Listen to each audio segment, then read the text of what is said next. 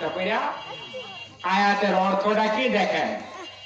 আল্লাহ রাব্বুল আলামিন বলতেছেন, এই মাটি থেকে আমি তোমাকে আল্লাহ বানাইলাম, মিনহা খালাকনাকুম, এই মাটি থেকে আমি তোমাকে বানাইলাম, ওয়া ফিহা নুঈদুকুম, আবার এই মাটিতেই তোমাকে আমি প্রত্যাবর্তন করাইলাম, ফিরে নিলাম, ওয়া মিনহা নুখরিজুকুম, আমি আল্লাহ আবার তোমাকে এই মাটি থেকেই তুলব। দেখছেন আল্লাহর কথা, এই মাটি থেকে আবার কি করব, নুখরিজুকুম তারাতান উখরা, এই দৃশ্যটা তুমি নিজে আবার প্রত্যক্ষ করবা। কোরআনে আল্লাহ বলেন, ওয়ানুফিকা ফিস সূরি ফাইজা মিনাল আজদাতি ইলা রাব্বিহিম ইয়ানসিলুন।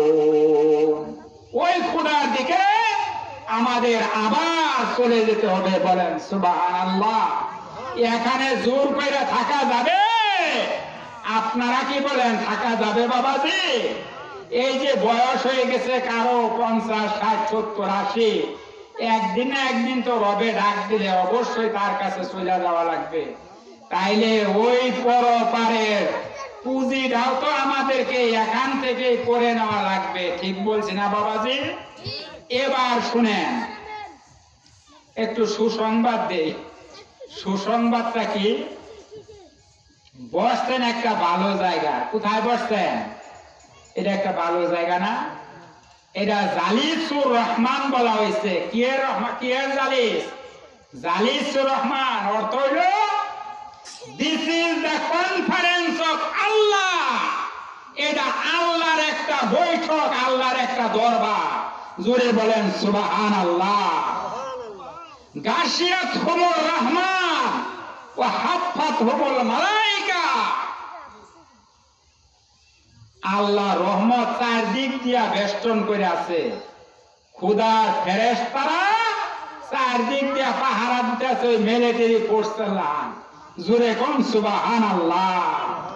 The angels of Allah are surrounded by this মাহফিল।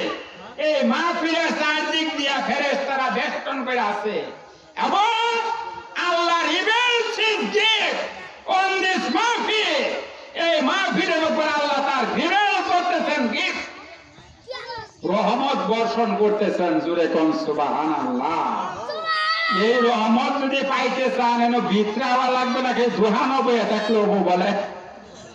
ভিতরে হওয়া লাগবে নাকি চায়ের দোহানো বইয়া থাকলে পাওয়া যাব? This is the garden of heaven. ওয়াজ শুনেন, শুনবেন, উলামায়ে কেরাম ওয়াজ করব। এই আসতেছে, আসার পরে ওয়াজ করে আপনাদের শোনাবো। আমি বইছি আপনাদের কাছে দোয়া নিবার লেগে, একটু দোয়া নিবার লেগে বইছি। This is the garden of heaven. এইটা বাবাজি বেহেশতের বাগান। কি এর বাগান? বেহেশতের মধ্যে বইয়া রয়েছেন না?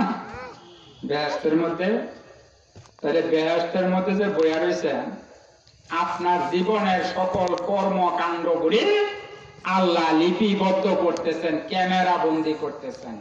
জোরে বলেন সুবহানাল্লাহ। সূরা কলমের মধ্যে আল্লাহ বলতেছেন কি দেখেন, মা ইয়ালফিযু মিন কাউলিন ইল্লা লাদাইহি রাকীবুন আতীদ। There is no word that uttered a man that was not written in a diary by an honorable writer. এমন কোন কথা বান্দা উচ্চারণ করে না যা আল্লাহ ডায়েরির মধ্যে লিখতেছেন না। জোরে বলেন সুবহানাল্লাহ। কিরামান কাতিবিনা ইয়ালামুনা মা তাফালুন। To honourable writers are writing what we do in the work of our everyday life. জীবনে যা করতেছেন সহ আল্লাহ পুলাই বানে দেন না, মোবাইল দিয়ে ক্যামেরা করে আল্লাহ ক্যামেরা করে রাখতেছেন সবকিছু। কিয়ামতের ময়দান যেদিন কায়েম হয়ে যাবে, আল্লাহ বলবেন, বান্দা ইকরা কিতাবাকা, বান্দা তোমার ডায়েরিটা তুমি পাঠ করো। জীবনে যা করছো তুমি পাঠ করো, তোমার সামনে ছাইড়ে দিলাম। বাবাজিরা বুঝতেছেন কথা আমার? তোমার আমল নামা তুমি পাঠ করো, আমি আল্লাহ যেহেতু তোমার উপর কোনো জুলুম করতে চাই না, তুমি পাঠ করো। পাঠ করতে করতে করতে করতে একদিন আপনি যে কুতুবপুর মসজিদের সামনে বইয়া কুরআন শরীফের তাফসীরের মাহফিল শুনতেছিলেন, এই দৃশ্যটা বাবাজির আবনা বলেন তা আবনা আবনা আইলে আমনে আল্লাহকে গোবান, আল্লাহ দেখছো আমি কই বইয়া রয়েছি, ওই বইয়া রয়েছি খোদা, আমি তো কোনো নাটকের আসরে বসি নাই, কোন থিয়েটারের সামনে যাই নাই, আমি তো বলছি তোমার কোরআনের মাহফিলে। এই খাতিরে আল্লাহ তুমি আমারে মাফ করে দেবার পাও না? জুড়ে কোন সুবহানাল্লাহ। আল্লাহ বলবো যাও, যখন ওই মাহফিলে বইয়া আসছিলাম কুতুবপুর মসজিদের সামনে, এই খাতিরে আমি তোমারে মাফ করে দিলাম। আল্লাহ ওলিগল super power, or supreme majority power is reserve by Allah. আল্লাহর হাতে সর্বময় ক্ষমতা।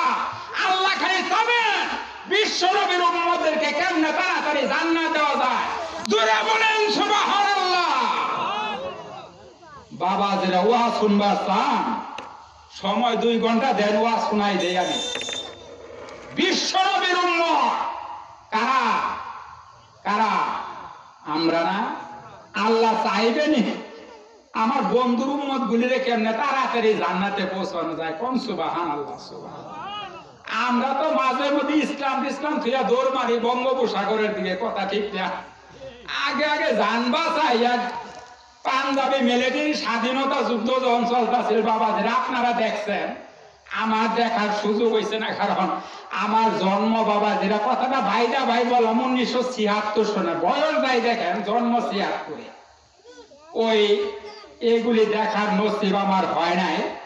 আমি কিতাবে পাইছি এক পাঞ্জাবি মিলিটারি এক বাঙালিরে ধরে কইতাছে, তুমি হিন্দা হো না মুসলমান হো, বাতাও তুমি কোন হো? তুমি হিন্দু না মুসলমান? কও তো। কয় ভাই মুসলমান হো। কয় ঠিক আগার তো মুসলমান হতো কালেমা বাতাও জড়ছে, মুসলমান তো কালেমা করি দেখি।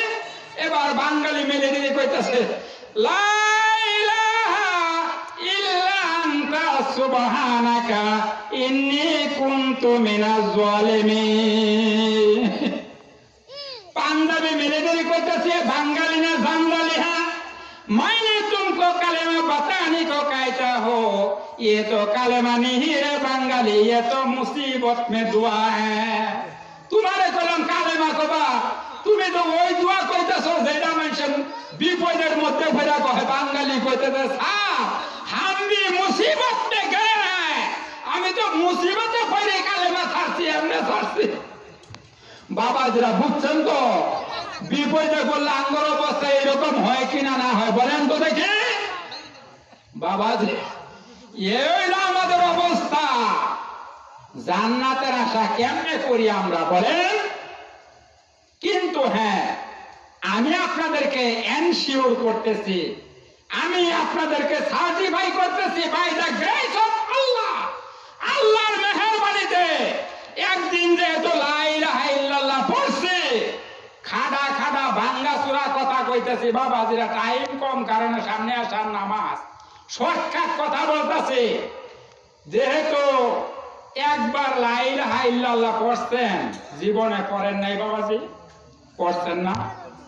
বিশ্ব নবী কি বলছেন? বুখারী শরীফের হাদিস, মসজিদের সামনে বসে বয়ান করতেছে, বুখারী শরীফের হাদিস, মান কালা লা ইলাহা ইল্লাল্লাহ, বিশ্ব নবী বলেন যে ব্যক্তি একবার লা ইলাহা ইল্লাল্লাহ পড়ছে, ফাদাখালাল জান্নাহ, আল্লাহর জান্নাতে ওই লোকটা অবশ্যই যাবে। জোরে বলেন সুবহানাল্লাহ। আল্লাহকে একবার আল্লাহ বলে স্বীকার করছি, তাই না? বিশ্ব নবীকে স্বীকার করছি। যা কেউ দেখে না দেখে কারা বাবাজি বলেন তো? যা কেউ শুনে না শুনে কারা? যা কেউ জানে না জানে কারা? তাহলে ওই আল্লাহ যেহেতু সবই দেখেন, সবই জানেন, সবই বুঝেন, তাহলে এনো বইয়া যে কোরআন হাদিসের আলোচনা শুনতেছেন, আল্লাহ এটা দেখতেছে না? তা আল্লাহ জান্নাত আপনারে দিব না কারে দিব? কিন্তু দুঃখজনক হলেও বাবা সত্য, আমাদের এখন সোসাইটির অবস্থাটা এমন, আমাদের সন্তানেরা মসজিদমুখী না হইয়া মাদ্রাসামুখী না হইয়া আজকে মাঝে মাঝে এমন জায়গায় এমন ভাবে বক্স বাজায়, এমন আওয়াজ দেয়, আপনারা জানেন ওদের বক্সের আওয়াজে কব্বর যেটা হইয়া থাকে ওইটা সহজ চাদর বাসায়। কথা ঠিক বলছে না ঠিক বলেন? এই সমস্ত অন্যায় কাজে আপনাদের সন্তানদেরকে যাইতে দিবেন না। আল্লাহ রাসূল কি বলেন হাদিস থেকে শুনেন, মুরু সিবিয়ানাকুম বিসসালাহ ইযা বালাগু সাবআন ওয়াজরিবুহুম ইযা বালাগু আশারা। আপনার সন্তানকে আপনি প্রথম শিক্ষা দিবেন নামাজ। কি শিক্ষা দিবেন? প্রথম শিক্ষা দিবেন নামাজ। 7 বছর বয়স হইলে, 7 বছর কয় বছর? যদি 10 বছরের সময় না পড়ে কিছু মায়ের জোর দিবেন। তারপরে রাসূল বলে এই সন্তানটাকে নামাজের তালিম দেওয়ার প্রথম কারণ কবরের মধ্যে যখন আবু দাউদ শরীফের হাদিস শোনাইতেছে, শুনেন। ইবনে ওমর রাদিয়াল্লাহু তাআলা হাদিসে রওয়ায়াত করতেছেন, ভালো করে শুনেন কুতুবপুরের বা মুসলমানেরা। ইদা উকবিরাল মাইয়্যিত, যখন মৃত ব্যক্তিকে কবর দেওয়া হয়, আতাহু মালাকানে আজরাকানে আসওয়াদানে, তখন দুইজন নীল চক্ষু বর্ণ বিশিষ্ট দুইজন কালো ফেরেশতা তার কবরের মধ্যে প্রবেশ করে।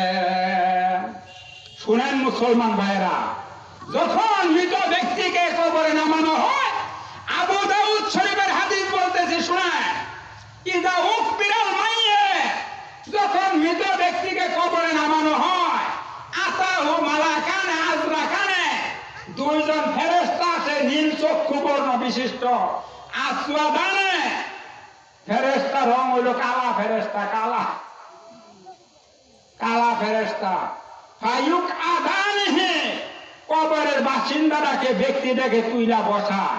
ফায়ুস আলো, এরপর তাকে প্রশ্ন করা হয়, মান রাব্বুকা ওয়া মা দীনুকা ওয়া মান হাযার রাজুল। এই 3টা প্রশ্ন বাবাদের আপনারা জানেন, এই ওয়াজ আপনারা জানেন না? এই 3টা প্রশ্ন করা হয়। যদি মুমিন ব্যক্তি হয় উত্তর দেয়া দেয় সঙ্গে সঙ্গে, আর যদি মুমিন না হয় ইসলাম বিরোধী হয় তাহলে খালি বলবা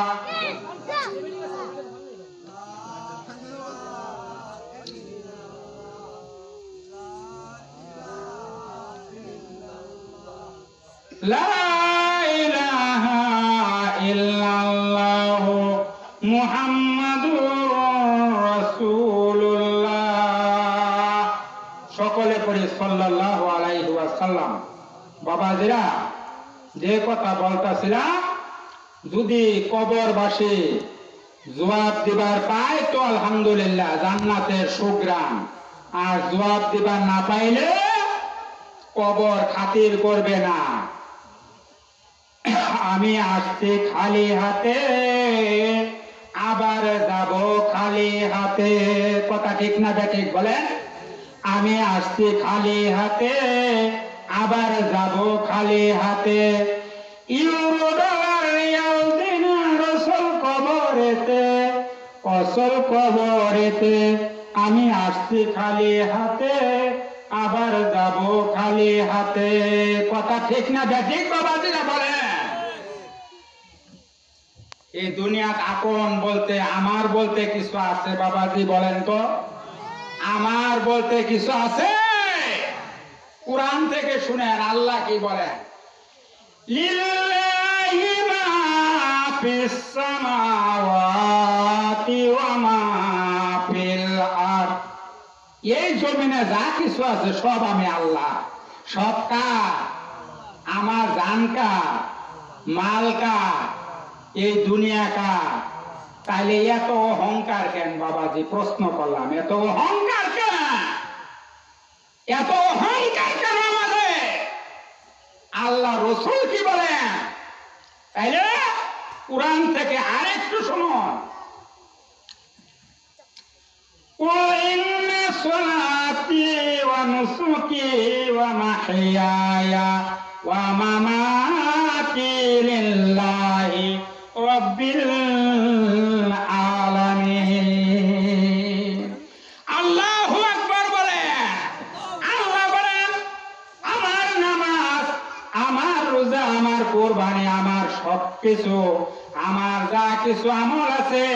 সবকিছু আল্লাহ রাব্বুল আলামিনের সন্তুষ্টির জন্য করতে হবে।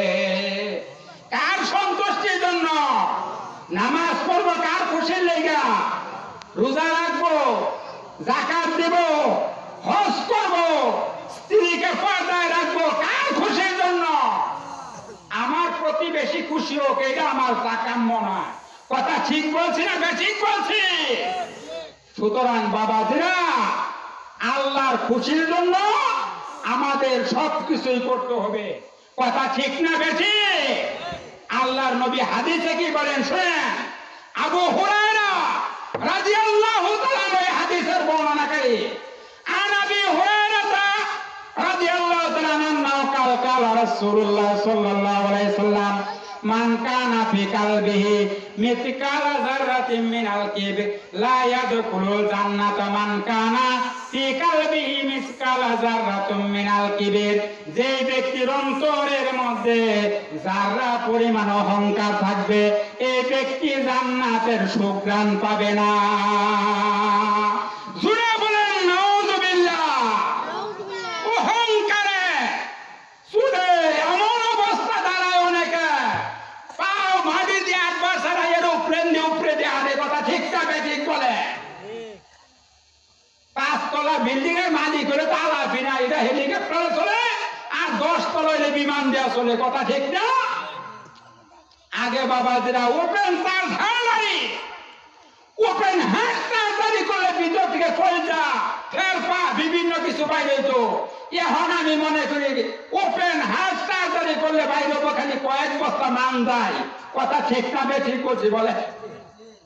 এই অবস্থা মুসলমান, এই অবস্থা তোমাদের কেন? কেন একজন আরেকজনকে বরদাস্ত করতে পারো না? মুসলমান দাবি করি, জমিনের আইল খেলাটা তো এখনো বন্ধ করা পাইছি না। কথা ঠিক না বেশি? জমিনের আইল খেলবেন না। আল্লাহ রাসূল বুখারী শরীফের হাদিসে বলেন, আল্লাহ রাসূল বলেন, লানাল্লাহু মান গায়্যারা মানারাল আরদ। যে ব্যক্তি জমিনের আইল খেলে, এই ব্যক্তির উপর আল্লাহর লানত। জোরে বলেন নাউযুবিল্লাহ। মিথ্যা কথা বলাটা তো এখন সারবার পাইলাম না। কথা ঠিক না ঠিক বলেন? আল্লাহ রসুল বলেন, সাহাবী প্রশ্ন করলেন, রসুল আমাকে কিছু উপদেশ দেন হুজুর। রসুল বলেন, লা তাকযিব, খালি মিথ্যা কথাটা কইও না, মিথ্যা কথাটা খালি কইও না। তো লোকটা চলে গেছে, সংক্ষেপ করে বুঝাইতেছে। অভ্যাস ছিল মদ খাওয়া, চুরি করা, জিনা করা, ডাকাতি করা সব। এখন যখন রসুলের দরবারতে গেছে, যাইয়া মনের মধ্যে করতেছে, আমি যেটি করতাম কালকে রসুলের কাছে আবার যাইলে আবার তুই রসুল প্রশ্ন করে এটি করছো কিনা। রসুল দেয়া কথা বইলা দিছে, মিথ্যা কোন দিত না, আমি করবো কেমনে। সব ছাইলা দিয়া খাঁটি মুসলমান হয়ে গেছে। দুরা বলেন সুবহানাল্লাহ। রসুলের এক কথাই যদি মুসলমান চেঞ্জ হয়ে যায়, এত শুনতাছি বাবা যে আমাদের চেঞ্জ হয় না কেন? সূরা আনকাবুতের ভিতরে আল্লাহ রসুল আল্লাহ বলেন, ইন্নাস সালাতা তানহা আনিল ফাহশাই ওয়াল মুনকার। নামাজ পড়ে নামাজ যারা পড়ি আমরা, আল্লাহ বলেন নামাজ পড়নেওয়ালা ব্যক্তিকে নামাজ অবশ্যই খারাপ কাজ থেকে বাঁচায় রাখে। কার কথা বাবাজি বলেন? কার কথা বলছি? আল্লাহর কথা না? তাহলে দেখেন তো, নামাজও পড়তাছে, আরেক বেটারে মাপে ওজনও ঠিক মতো ঠকাইতেছে। মাপ দিয়ে আনলেন গোস্ত 1 কেজি, বাইতেন না দেন 3 পা। আমনের সামনে পাল্লা আলাইয়া দিতে, বাইতেন না দেন 3 পা। আমি তো মিথ্যা কথাটাও বলা ছাড়বার পাইলাম না এখন পর্যন্ত। সুদ খাওয়াটাও তো ছাড়বার পাইলাম না। এই ওয়াজ থেকে যদি বাবা যে আজকে কিছু বাড়িতে নিয়ে যাবার না পান, আমি অনুরোধ করতেছি আপনাদের পায়ে ধরে, আপনারা ওয়াজ শুনে কিছু এখান থেকে নিয়ে যাওয়া নিয়ত করে বসবেন এবং আখেরি মোনাজাত করে কিছু নিয়ত করে যাবেন। আল্লাহ যা শুনলাম তুমি আমাদেরকে আমল করার তৌফিক দিও। জুড়ে বলেন আমিন। ও আমাকে ইমাম সাহেব বলতেছে আলোচনা আপু করার জন্য একটু জিকির করেন তাহলে বাবা। লা ইলাহা ইল্লাল্লাহ, লা ইলাহা ইল্লাল্লাহ, লা ইলাহা ইল্লাল্লাহ লা ইলাহা ইল্লাল্লাহ মুহাম্মাদুর রাসূলুল্লাহ সাল্লাল্লাহু আলাইহি সাল্লাম। এখন বাবাজিরা প্রশ্ন করি, পৃথিবীতে মার খাইতেছে মুসলমান না কাফেররা? বলেন। আপনারা এক বাক্যে সবাই জবাব দিচ্ছেন মুসলমানরা, তাই না? মার খাইতেছে কারা? মুসলমানরা। ফিলিস্তিনে মার খাইতেছে কি মুসলমান না ইসরায়েল? মুসলমানরা না? ইরানে মার খাইতেছে মুসলমানরা ইসরায়েলে। আফগানিস্তানে কারা মার খাইতেছে? ইরাকে কারা খাইতেছে? লেবাননে কারা খাইতেছে? ও মুসলমান, 57টা মুসলিম কান্ট্রি আমাদের, এর মধ্যে একমাত্র ফিলিস্তিনের পক্ষে কথা বলতেছেন ওই তুরস্কের প্রেসিডেন্ট রিসেপ তাইয়েপ এরদোগান, ইরানের প্রেসিডেন্ট মাসুদ পেজেশকিয়ান। এই দুইজন লোক কথা বলে আর আমরা চুপ করে বয়ে থাকি, কোনটা গদিটা ছুটটা জায়গা। কথা ঠিক বলছি না ঠিক বলছি? বলে দুইটা রাষ্ট্র একমাত্র মুসলমানদের পক্ষে কথা বলে। ওআইসি নামক একটা সংগঠন মুসলমানের দুশ্মন। বলেন কি মুসলমানের?